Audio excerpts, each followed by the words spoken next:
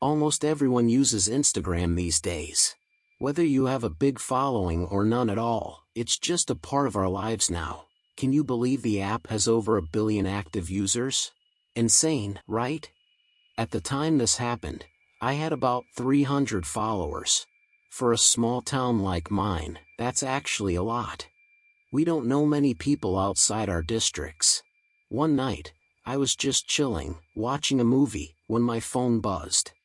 A girl named Holly started following me on Instagram. Naturally, I opened the app to check her out. She was this drop-dead gorgeous blonde with like 5,000 followers.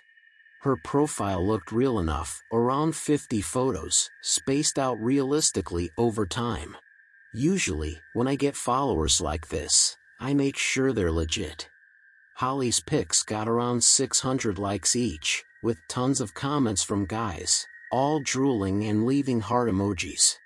Here's where it gets wild. Before I even followed her back, she'd med me. She said, "Hey, I don't usually do this, but I think you're really cute." Now, not to sound cocky, but I've been told I'm pretty fit and attractive, so this wasn't completely out of the blue for me. I followed her back and replied, "I think you're cute too." From there, we had a long, great conversation about fitness, our high schools, everything. She even gave me her number, and we set up a meetup for the next night, a Friday, at a popular bar called Lucky's. Friday night came, and the nerves kicked in. I'd never gone on a date straight from an Instagram DM before, but this girl was just stunning. I drove down to Lucky's and waited in my car for her text. Eventually, she messaged me, but not to say she was there. She said her car broke down and she needed a ride. I had to reread it a couple of times to believe it. I tried calling her, but she didn't pick up. She just texted her location. I took one last look at her Instagram to be sure she was real. She had friends tagged in her pictures and everything seemed legit. So, I texted back, "On my way," and drove off. The spot she described was pretty weird, though. Quiet side roads, next to the woods. Her car, a black Nissan Altima, had its hood up, but I couldn't see inside because the windows were tinted black. I called again, but no service. I parked across the road and walked over. I tapped on the window, no response. I circled to the front to see if she tried to fix the engine, but nothing. Losing patience, I texted, "Where are you? I'm about to leave." Just then, I noticed the driver's window was cracked open. I knew it was shut a minute ago. I called out, "Holly," and stepped closer. That's when a man's hand reached out, signaling me to come closer. My stomach dropped. I yelled, "Get lost," and sprinted back to my car. I sped away, making random turns to lose anyone following me. When I got home, Holly's profile had already blocked me. Later, I found out her profile was real, but hacked by some creepy dude. I wasn't his only target. I just hope everyone else was as lucky as me. So, I have an Instagram account with about 1,100 followers, and I had it set to public. Anyone could check out my pictures, like them, comment on them. One day, a comment stood out on one of my beach photos. It was from someone I didn't know, 3 flame emojis. Curious, I clicked on his profile. He had 3 pictures, 80 followers, and was following over 200 people, including me. The pictures were all selfies of a guy who looked like he was in his 40s or 50s. At first, I didn't think much of it. It's Instagram, weird stuff happens.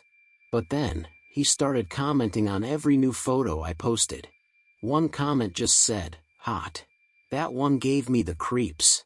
Then, 2 days later, he sent me a direct message, "Hey, I just wanted to tell you that you're beautiful, even though I'm like 30 years older than you, LOL."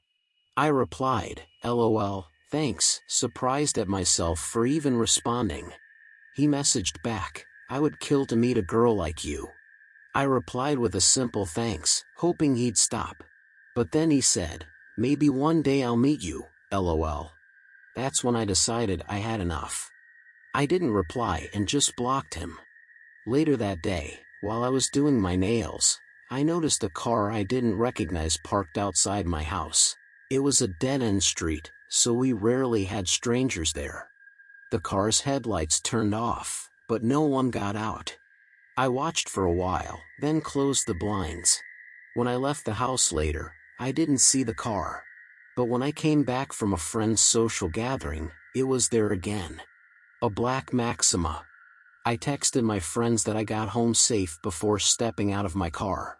The car gave me the creeps, but I tried to ignore it. I rang the doorbell several times since I dropped my keys. My sister didn't answer, so I had to bend down and pick them up, all the while feeling watched. Inside, I found my sister Carol hiding in her closet, visibly shaken and crying. She motioned for me to be quiet. When I pulled her out, we saw someone standing in her room. I screamed, and we both ran to my car, locking the doors just in time. The man tried to break the window but gave up and drove off. I knew it was the same man from Instagram. I called the police, but by the time they arrived, the man was gone. He had deleted his Instagram account, and we had no way to track him. Since then, I set my Instagram to private and only accept people I know. The experience left me paranoid, constantly looking over my shoulder. Lately, I've been hearing strange sounds at my window at night. Faint, scraping noises that happen once or twice a week. I told my dad, but he brushed it off as bugs. I tried to ignore it, but it kept happening, making me uneasy. Then, I got a text from an old classmate. He sent me a link to an Instagram page titled JP Unofficial. The profile picture was of me, and all 45 pictures on the account were candid shots of me, taken without my knowledge. Some were from the beach, some from my backyard, and the most recent ones were of me inside my room, taken from outside my window. I was horrified. The captions were things like "the love of my life" and "I just like to watch her." My heart raced as I heard the familiar scraping sound at my window. I snapped, screaming louder than ever. My dad rushed in, saw the Instagram page, and called the police. The police tracked the account to an old iPod Touch, but it was untraceable. My dad decided we had to move. The sounds have stopped, but I'm always on edge, keeping my blinds shut and being extra cautious. My advice to everyone: keep your Instagram private and stay aware of your surroundings. You never know who might be watching.